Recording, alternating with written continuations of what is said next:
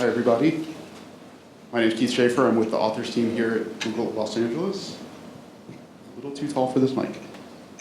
Susan Pinker is a developmental psychologist who writes about social sciences for the Daily Press. She was educated at McGill University and the University of Waterloo, after which she spent 25 years in clinical practice and teaching psychology. Her newspaper columns, Problem Solving and The Business Brain, on the neuroscience and behavioral economics of the business world, appeared weekly in Canada's national newspaper, The Globe and Mail, from 2002 to 2012, and her radio columns currently air monthly on the CBC. Susan also writes opinions and feature articles on psychology, public policy, education, and business for the international press. Her latest book is The Village Effect, which she's going to speak to us about right now. Ladies and gentlemen, Susan Pinker. Thank you, Keith, and thank you all for coming today, everybody. I know you're giving up your lunch hour, your R&R to be here, and I wanted to thank also Anne Farmer, who invited me, and Marc-André, who I met on the airplane yesterday from Montreal. And I asked, because he was wearing a Google sweatshirt, if he was going to go to the Google LA offices, and so that's how we know each other. Which brings me to the topic that I'm going to talk to you about today. What kind of social contact do we all need to be healthy, happy, and to live long lives? This is the question that I'm asking in The Village Effect. And it's really a question when it comes to the science about new evidence from social neuroscience, which is a fairly new field. It's about 10 to 12 years old. And it studies the effect of our relationships on our bodies and brains and vice versa. What's going on in our bodies and brains and how that affects our relationships.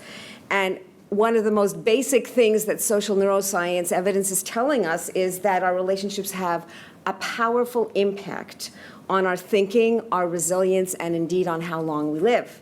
So just a few facts. For example, the type of social contact that you have influences your physical resilience, whether or not you catch colds and how long you have them, how well you fight off infection, even how fast malignant tumors grow. A huge prospective study of women with breast cancer. There were 4,000 women in the study, and essentially they looked at every aspect of their lifestyles, and they sat tight and watched who survived their illness by the end of 10 years. And they discovered that the most predictive factor was the size of these women's in-person social networks. So when I refer in this talk to social network, I mean people that you see and interact with face-to-face as opposed to social media, okay? So in general, people were learning from social neuroscience and demography that people with active in-person social lives have a 2 to 15-year lifespan advantage. And I know, given the average age of people who work at Google, maybe you're not that concerned with how long you live. But actually, you'll be thinking about this in not too long, because what we're learning is that your social contact is even more powerful a predictor of your health and longevity than exercise or whether or not you smoke. So it's a hugely powerful biological predictor of how well you think and remember facts and how well you fight off all sorts of assaults on you. For example, dementia. Lowest rates of dementia among people with the largest in-person social networks. And this is what I'm calling the village effect. It's a metaphor for the kind of social contact that we all need to survive and to thrive. Now, how did I get to write this book?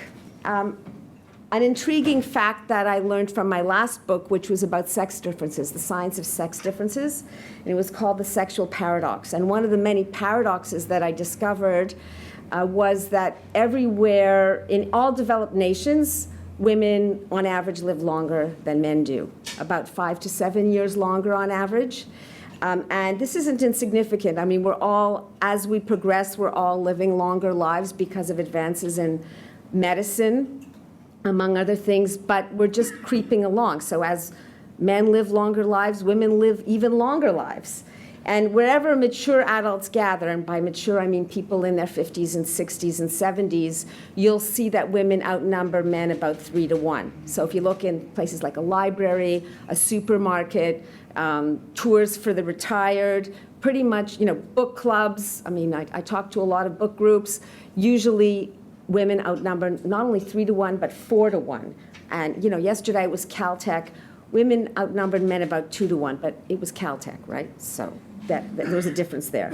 Now, a critical factor I discovered was that women, at the end of my last book, is that one of the reasons women live longer is they have much more extensive social lives. They groom their social networks throughout their lifespans. Often they choose work that is more social, or they choose to work on teams with people that they like and respect. They spend a lot more time doing what I call porch talk, checking up on their friends and family. And this is not only a statistical fact. If you're interested, look at my last book, The Sexual Paradox, and there's quite a bit about that in this book too. But it's also true of my own family. So I'm going to talk about them for a minute.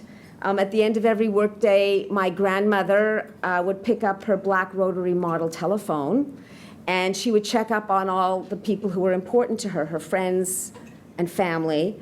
And she wrote on a little pad in pencil all the people she was going to check up with. And despite the intimacy of their conversations, she addressed them all formally, as was standard of the time in the 1960s. And she addressed them all as, Mrs. Dubo, Mrs. Tarter, Mrs. Silver, Mrs. Cooper, Mrs. Teitelbaum, even though they were discussing, things like their digestive systems, the state of their marriages, which one of their children was having marital problems, etc. And my mother carried on this tradition. This is not actually my mother, but it could have been my mother, because she spent much of my childhood attached to the kitchen wall by a long 9-foot telephone cord. And also, very much used the telephone and technology to keep in touch with her social contacts. And this is also true of me. So this is what's called a sociogram, for those of you who've never seen it. Essentially shows all my social contacts with thick lines. I'm just going to use one screen for ease, okay, for the pointer. The thick lines show close connections, like intimate connections. The thin lines are weaker connections. And as you'll discover later in this talk, your weaker connections are almost as important as your intimate, strong ones. So we'll come back to that. The circles are female, the triangles are male, and the dark dots are the people who are profiled in this book. And the reason I made that distinction is because this is not only a book about social science and network science, it's also a book about stories of real people. And it's also a cautionary tale for you. If you ever get to know a writer, you're going to end up in their article or book sometime. Now, getting back to how I started to write this book, about 6 years ago, I was sitting in a dark auditorium, and I learned an amazing fact. There is one place in the world where men live as long as women, or nearly as long, and it's an island that is off the southern coast of Italy. It's a remote mountainous area in that island, which they call a blue zone. And it's where super longevity, as they call it, is much more common in both sexes. So there are 10 times as many centenarians in Sardinia as there are in Europe and North America. There are 6 times as many as there are on the Italian mainland, just about 120 miles away.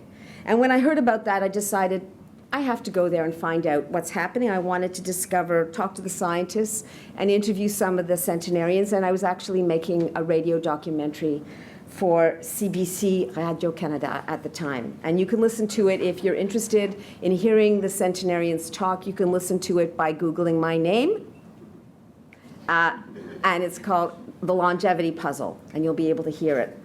Now, Sardinia is an island off sort of between Corsica and Tunisia. It's about the size of Switzerland and has about maybe a quarter of its population, so it's quite sparsely populated. And it's, as I said earlier, it's the only place where men live as long as women, which is actually extraordinary. it piqued my curiosity, and I wanted to find out what it takes to live to 100, not because I had that ambition, but because it would give me an idea of the biological processes behind that event. So let's meet some of these centenarians. Here we get to meet not only a scientist, whose name is Giovanni Pez, who is a physician and demographer who's devoted his career to studying longevity, but also because it runs in his family. This is his uncle, Pasquale Frascone, who here is about 104, but actually lived to 110.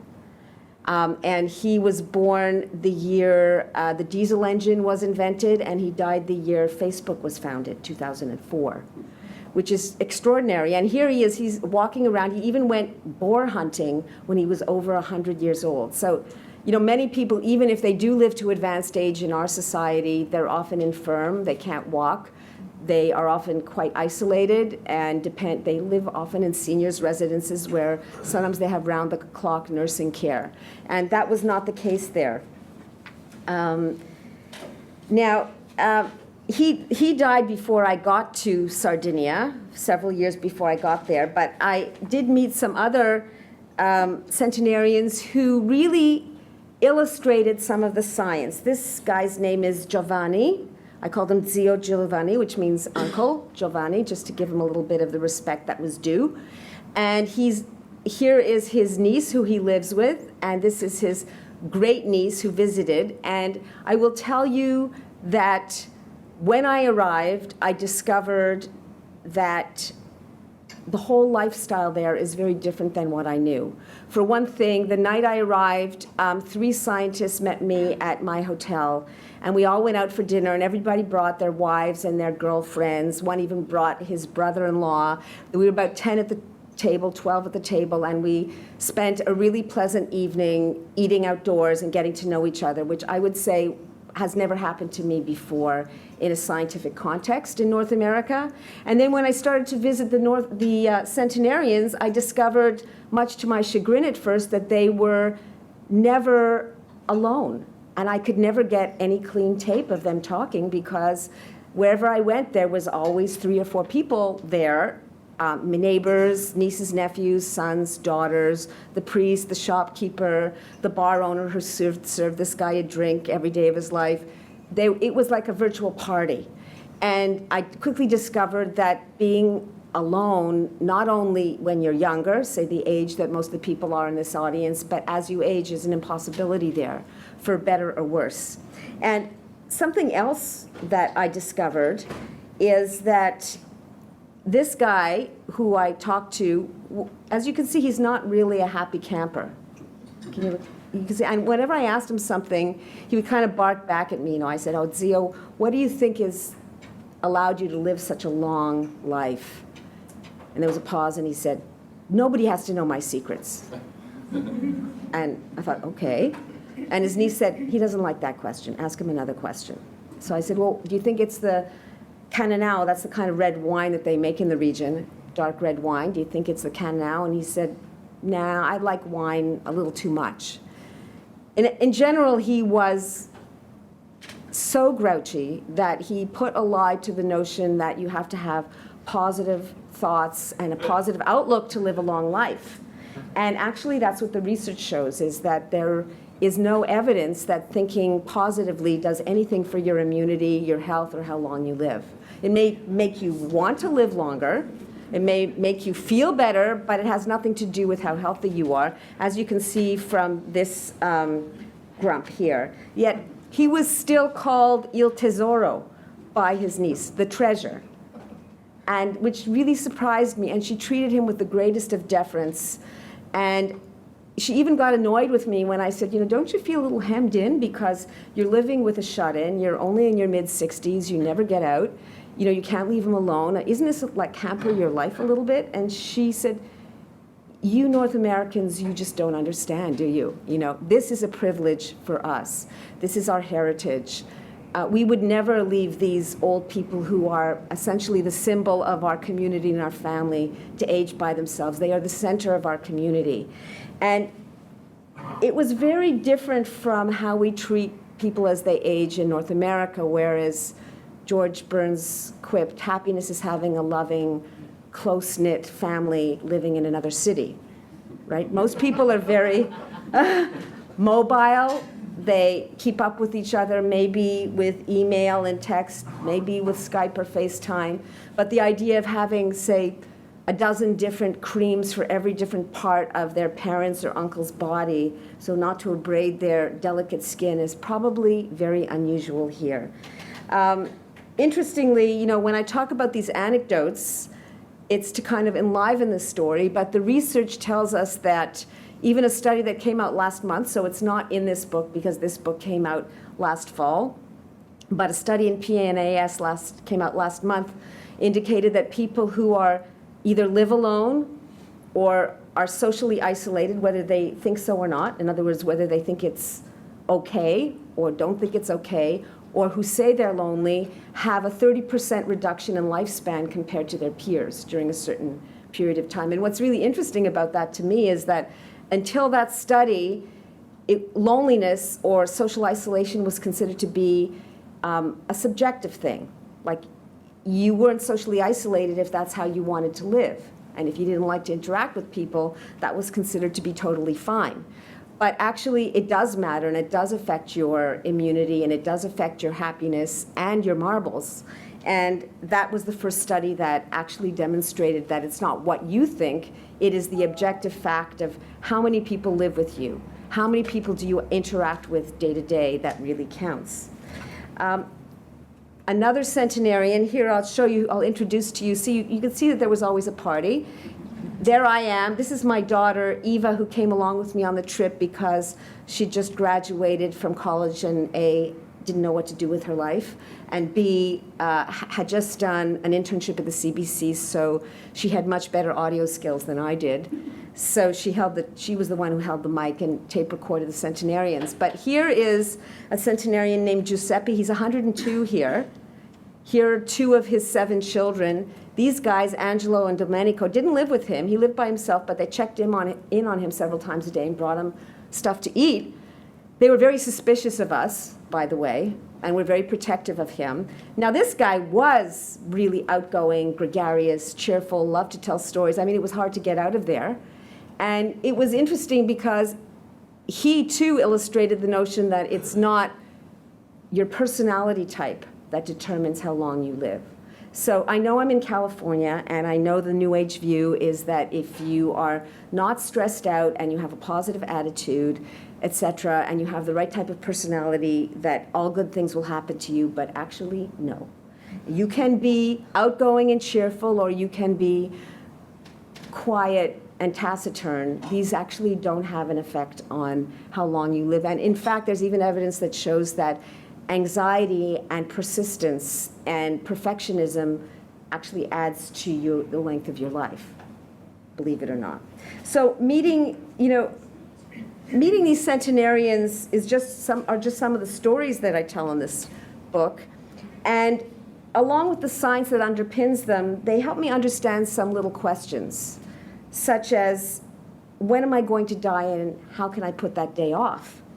And as you will see from some of the evidence, it really wasn't what I expected. The answer isn't really what I expected, and I think it's probably not going to be what you expect in terms of the type of lifestyle issues that allow you to live a long, healthy life. So when I talk about lifestyle issues, I mean everything that you can control, because obviously we can't control our genes, but we can control sort of epigenetic effects, and we can control different things where we live and how we live, and that's what I'm going to talk about now. I'm going to talk about a meta-analysis by Julianne Holt-Lunstad from Brigham Young University, where she essentially crunched about 158 studies of altogether 39,000 people in midlife. Every aspect of their lifestyle was recorded: how much they drank, how much they ate, how much they weighed, if they were married, if they were divorced, who they lived with, if they had a flu shot. Almost everything you can think of was documented. And then they looked through multiple regression analyses. They were able to determine over time who was still standing and breathing at the end of 7.5 years. So, I mean, the statistics are complex, but the idea isn't. It would be like if I measured everything about everybody in this room times many thousands, okay, and then in 7.5 years, check to see who was still living. And it's not as preposterous as you may think, because when I was doing research on my first book, I had a high school reunion that was planned, and this is just an anecdote. I contacted the organizers to see who had died in the 30 years since I had graduated from high school, which was more or less correct, maybe 25, 30 years, because they were having some memorial services. And actually, the rates of people who had died, even some of them before they turned 20, mimicked exactly the North American rates. So it's pretty spooky, but there are things that you can do that might lengthen your lifespan. Let's look at some of the risk factors. Here's one that's probably familiar to people in California, whether you exercise regularly or whether you're a couch potato, or I should say screen potato. Whether you breathe clean air, kind of impossible in LA, or you breathe polluted air. Whether you drink very little or you drink a lot of alcohol, I mean. Whether you have your hypertension treated or you ignore it. Whether you smoke or not, or smoke a lot. Whether you have a lean physique or you're packing on a few too many pounds. Whether you have a full social life or you're pretty solitary. And what I mean by a full social life means getting out and seeing people, whether it's to have a beer with your friends, whether it's to play Dungeons and Dragons, whether it's to have a book club or just a coffee once a week with your best friend at Starbucks. It means getting out there. It doesn't mean the close 1 or 2 people, or maybe 3 people, who would probably give you a kidney if you needed one. I'm talking about your larger network, okay? That's the high social support. That's the differences. Those are your close contacts. If you needed to borrow $500, who would dig into their pocket? Okay? Whether if you've had a heart condition, you're doing something about it. Of all of those, let's start from the weakest predictor and go to the strongest one of how long you will live after a span of, say, 7.5 years. Do I have any guesses from this group of what is the least predictive of longevity of those lifestyle factors? Clean alcohol. What did you say? Alcohol. Alcohol? Any other guesses? Clean air. Clean air. Who said that? So, any other guesses? Exercise. Smoking? Oh, well, a lot of good guesses. Well, let's look at the bottom. It's clean air, which is good news for you guys. I didn't know, Marc-André, if you were looking out the window, but the smog layer over LA was amazing. No, you had the window seat. That's right. So don't worry, it might make breathing difficult, but it won't shorten your life. Whether you have your hypertension treated is important, but not as important as some other things. How obese you are, that was a huge surprise to me. Not that predictive of your lifespan. Okay, probably at the extremes it might be, but certainly in the realms that most of us worry about, it's irrelevant. How much you exercise, huge surprise, I think, to most of us of being predictive, and this is for people in middle age. Whether or not you have cardiac rehabilitation. What I love is that it's more important that you get a flu shot than you go to the gym. How many of you here have had a flu shot? Does somebody come to Google offices and like go around and poke everybody? Yeah. Yay, Google. Whether you were a heavy drinker and you quit, whether you were a heavy smoker and you quit, whether you smoked just a wee bit. You know, I remember when I met my husband, he was a smoker, and that was kind of, I didn't really like that much. And so when we traveled, he used to buy 1 cigarette at a time. You can do that in Europe. You know, people will sell you 1 cigarette and a book of matches. But gradually, he made the segue into being a non-smoker. Next, how much you get out and participate face-to-face with people in a social way. And finally, it's pretty much tied for the top two predictive factors, your close relationships. And what's really interesting about that is that our close relationships have declined dramatically in one generation. So from the mid-1980s, the General Social Survey in the United States, which does telephone interviews across the country, and that's where you get most of the data that you read about. And at that point, most Americans had an average of 3 people they could confide in and depend on. These are people that you really trust, okay, who are very important to you. And now that number is less than 2. And a lot of people, especially men, have 1, who is their girlfriend or wife. That means they're 1 person away from having nobody at all. So that's actually a shocking statistic, really. That's much less common among women. Social integration, as I said, is not those close, tight-knit people who know a lot about you, but more your kind of medium-range relationships. And these are the ones that would probably change if you move locations, for example. The people you hang out with every day. Okay? So, for example, I tell a story in the book about a woman who moved onto my street and she joined my swim team. And we started to hang out a lot, and we would go and walk her dog together once or twice a week. And, as we walked her dog together, actually, I saw, I lost about 5 pounds. I had a lot of fun, learned a lot about her. And then after a few years, she moved away. Never saw her again. Okay? She was part of my social integration, and then it changed. And the research does show that if you don't renew your social contacts in person, they tend to degrade or decay, say sort of like a plant in your garden. So this was kind of interesting. Now, it leads me to the next question. Here I'm asking what kind of factors do we need to stay healthy and to live long lives, but what kind of relationships do we need to stay focused, to learn and to stay connected to information? Because right now, a lot of education is, of course, happening online or through Twitter, and all sorts of relationships. Things are changing for many people, not just people your age, but much younger. Many classrooms are becoming digital classrooms. First they were one-to-one laptop classrooms, now they're one-to-one tablet classrooms. And the question that I'm going to pose to you today, which I think is a bit, I don't know if it would be considered heretical in this environment, but I don't think it should be, is that not all types of social contact are created equal.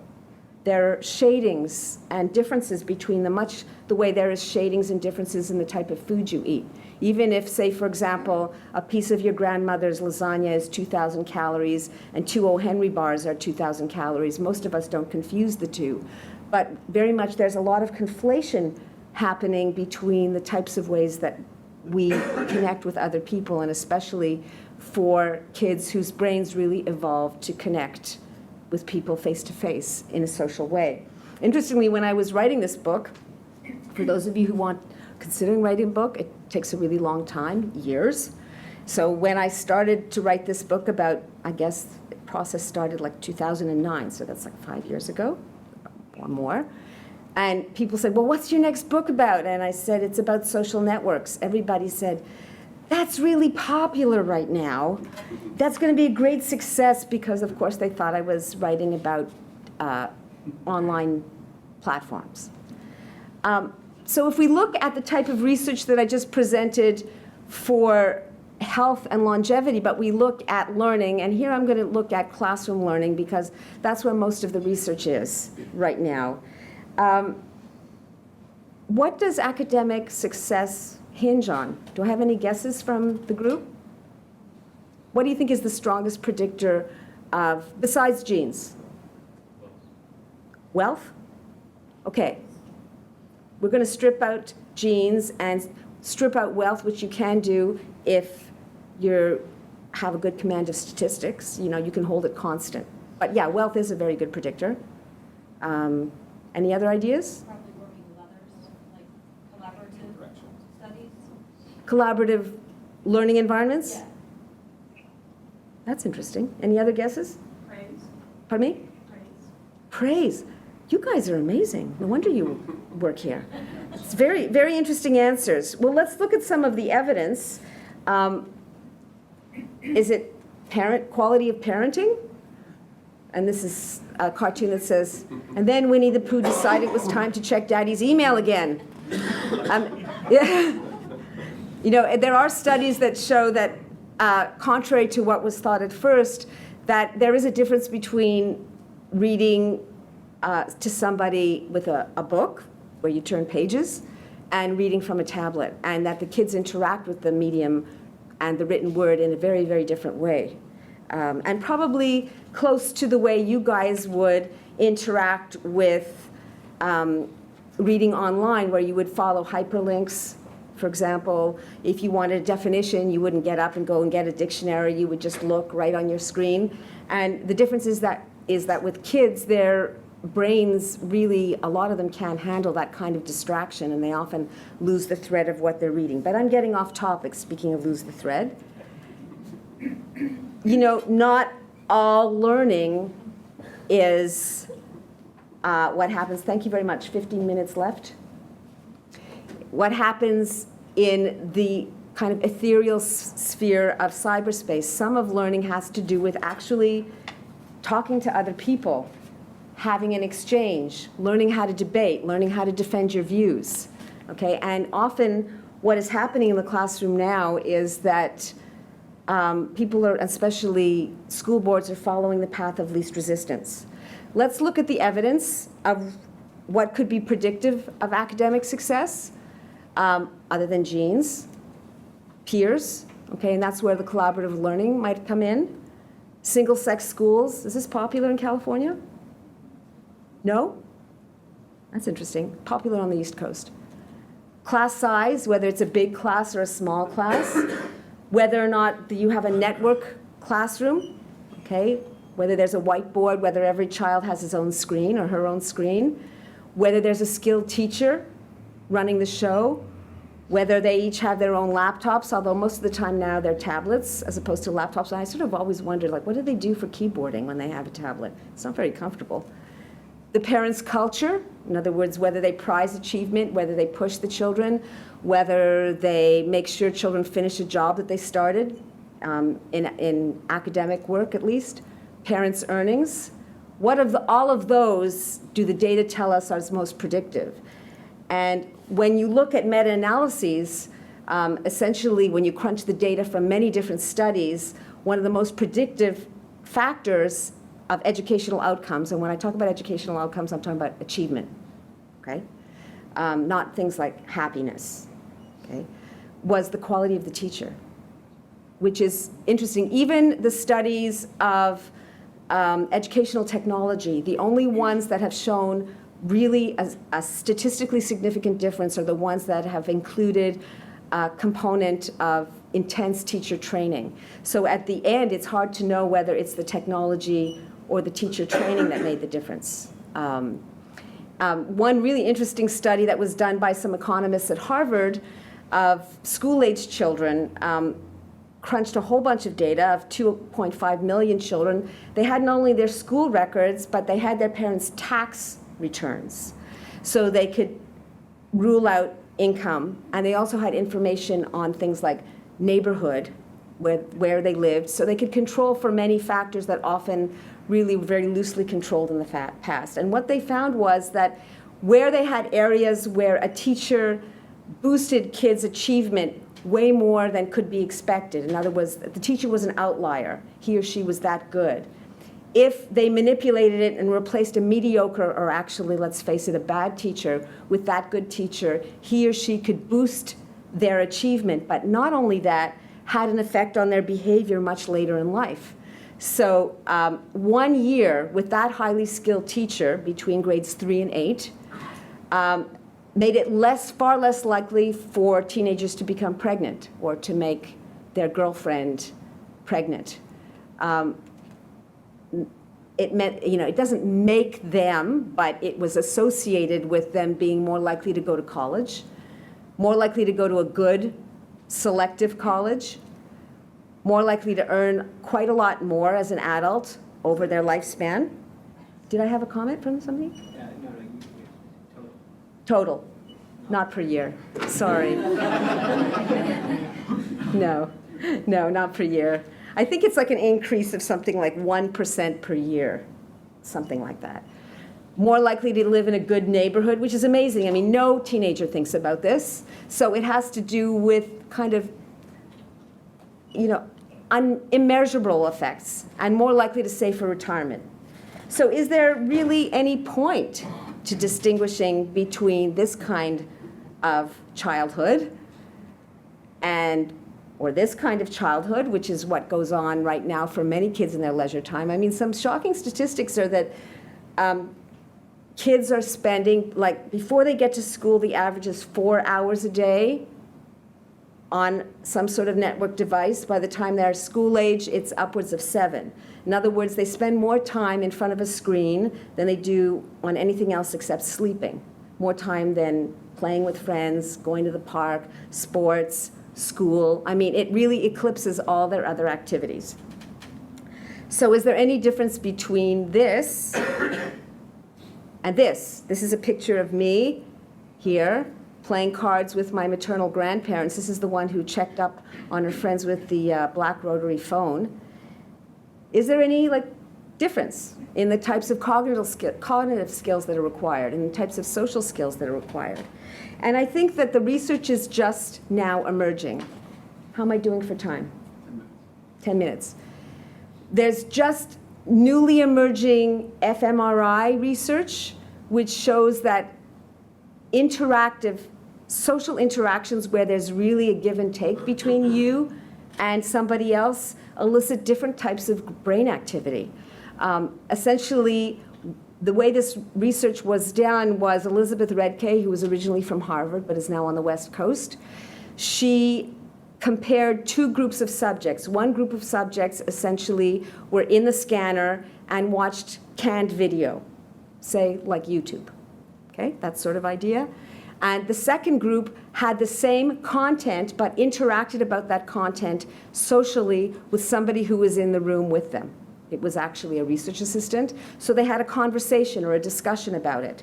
And this, subtracting the brain activity that happened in the canned recording scenario versus the interactive scenario, these orange areas were the differential bits. In other words, the brain differentially engages those regions when interacting with a real social partner, okay, as opposed to somebody who is, you're just watching and listening. And what are those regions? If you can summarize them, they have to do with social cognition. Social cognition is what psychologists often call theory of mind, imagining what that other person is thinking and feeling and intending to do next. That's social cognition. Paying attention to those social cues. Where are they looking? What does their body language say? Okay, are they standing too close to you, too far away from you? Do they look bored? Should you change your conversation topic? And finally, something that's really interesting to me is that elicits more activity in the amygdala in areas that signal reward, that it feels good. You'll keep me on track here, right? Because otherwise I'm going to speed ahead. What are the signals that are transmitted face-to-face? This is work by Sandy Pentland at MIT. Mimicry and synchrony. This is how much you echo what's going on with somebody else when you're talking to them. So if you're in a restaurant, if you lean forward and they lean forward, if you lean back, they lean back. If your voice rises in volume, does their voice rise in volume? Because essentially, we've evolved to interact in groups. So much the way you see birds fly together as a flock or animals pick up behavior from another member of the group, we do very much the same thing because it signals to each other that we're of one mind, essentially. The activity level, how much you move around when you talk. The influence, how much somebody's expressions and movements affect the other person's. And finally, consistency, meaning how fluid is the person? How convincing are they? How confident are they? And when you measure all of these things, This measures group cohesion and confidence and productivity. And if I were you, I'd be asking, well, how do you measure those things? With a little device that looks like an iPhone. This is called a sociometer, and it captures those honest signals. It strips away content.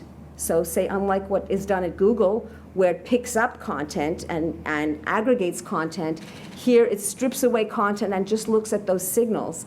And using this little device, you can tell, for example, how negotiations are going and can predict with a fair degree of accuracy where the negotiation will go. It predicts salary increases of about 40% if you're more aware of these honest signals.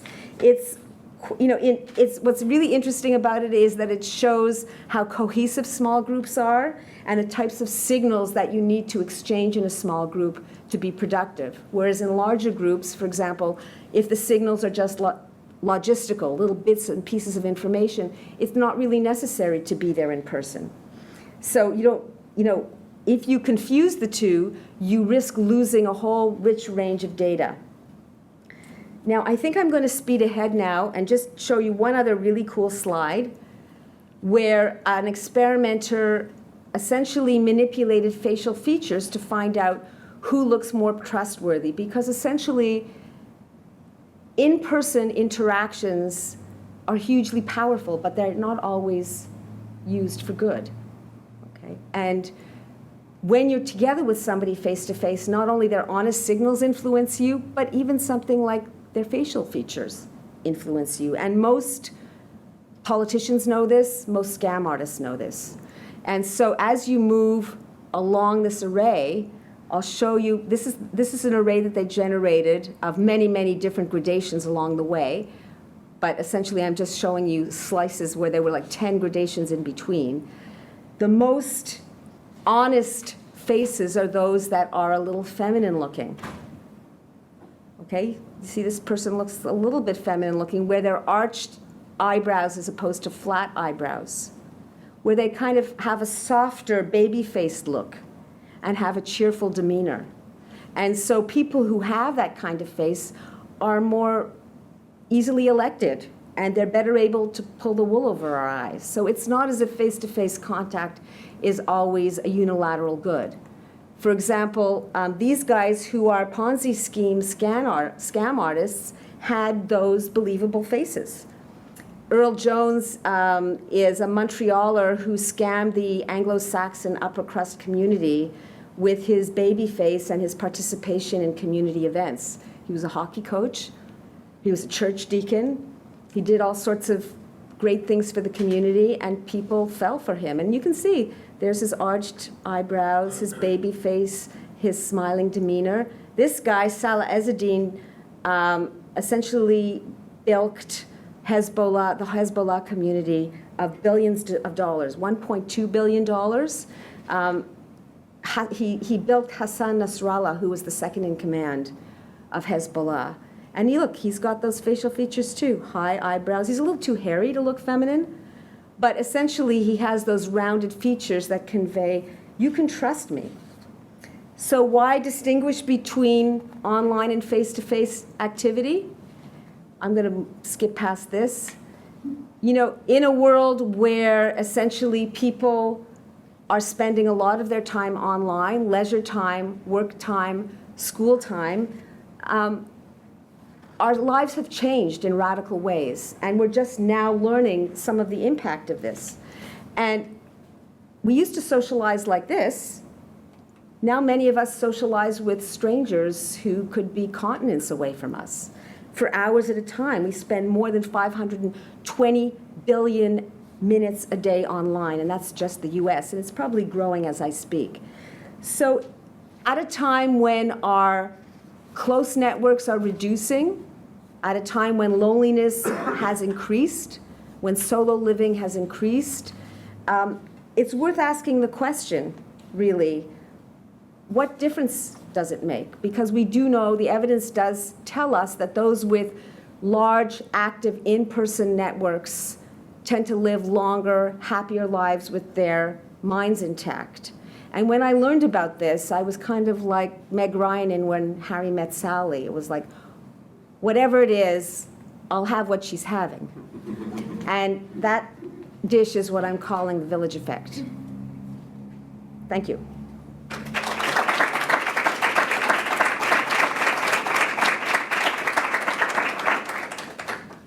Any questions? Yes. So, could it be that there is some other characteristic that causes me both to socialize and to live longer? Are there studies where they coach people to socialize more and then they live longer? There's a couple of ways of answering that question, like what came first? Okay, and you can't essentially, in an ethical experiment, take two matched groups and say, okay, you guys aren't going to have social contact and you guys are going to have a lot. But you can do that with rats. And when you do that with rats, who are social mammals, they develop 84 times the number of malignant tumors.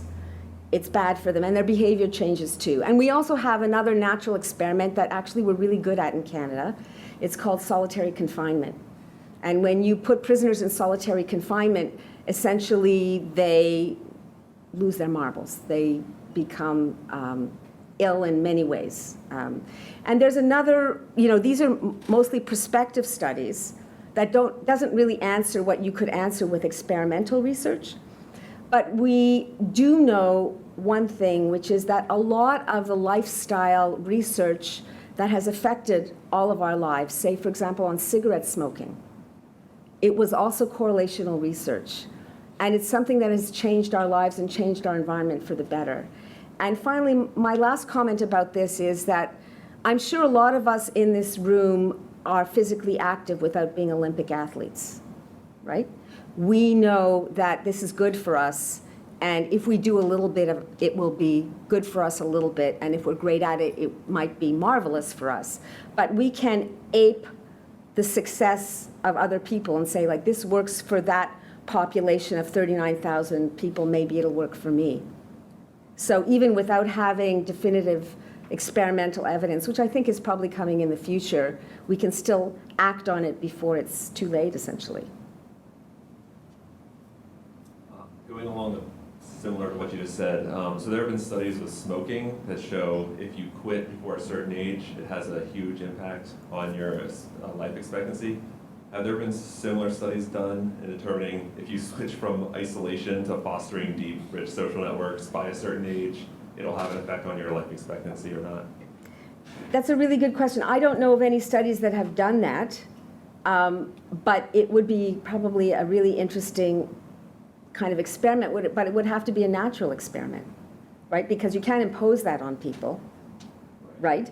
But it would be an interesting experiment to do with lab animals, say, for example. Right now, they do take rats and separate them and have them grow up in an isolated environment, and that has a tremendous impact on their cognition and on their health. But I wonder, like, they could probably let them grow to maturity and then isolate them and see what happens, right? So you could find out if there's a critical period. That would be, I mean, I don't have the answer to that question, but it would be really an interesting question. I think one of the ideas that came to me by immersing myself in this research for a long time is I see it more as how we view climate change research. And when I was growing up, it was a very different environment than we have now. I mean, you would drive along the highway, open your window, and throw trash out the window. People had no idea about the ozone layer. People were not concerned about pollution. And we essentially were in love with the automobile, okay? And it has taken us 40 years or more to realize that there have been significant trade-offs, and we can't get back now what we lost.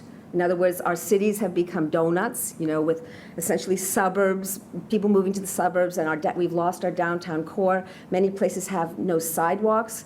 We have a lot of air pollution. There's been an impact on people's social lives. And I see this as a similar kind of social experiment where we can't really wait for all the experimental research to start to examine the impact, similar to, say, the natural food movement. A lot of people have changed their habits without all the evidence being in, but they don't want to hedge their bets. They want to maybe act conservatively. Yes, and then I'm going to get to you. maybe I didn't quite catch it, but are you equating the long life and happiness, or those are two independent variables which correlate? Yes, I'm not equating long life and happiness at all. In other words, you can be a miserable SOB and still live a long life. So they're two separate variables. And sometimes they do, but not always. So there's research by actually somebody who's not too far from here. He's at UC Riverside. And he more or less showed that happiness is actually not that critical to longevity. I think his book is called The Longevity Project. So, I mean, happiness is a great thing for other reasons. I think it's good to be happy. Because if you're not happy, why would you want to live a long life? Maybe, right? I mean, I think one of the reasons why people live long there is there is a genetic component, but the social component makes them want to live a long life. They're considered part of the community. Whereas if you're isolated here and you don't talk to anybody for weeks at a time, maybe you wouldn't want to live that long. So, I mean, they're correlated in some way, but in terms of the better research does not blend them, but separates them.